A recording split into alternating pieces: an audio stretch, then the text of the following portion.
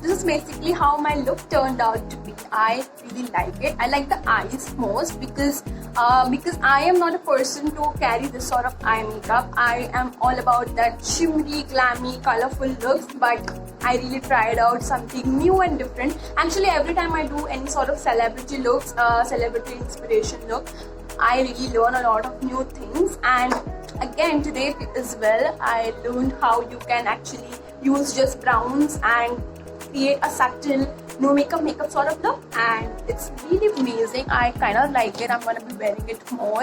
And if you enjoyed the video, please make sure to subscribe to my channel. Also make sure to comment down your suggestions below. Anything if you like or don't like, you can write it down below, and I'll see you in the next video. Bye.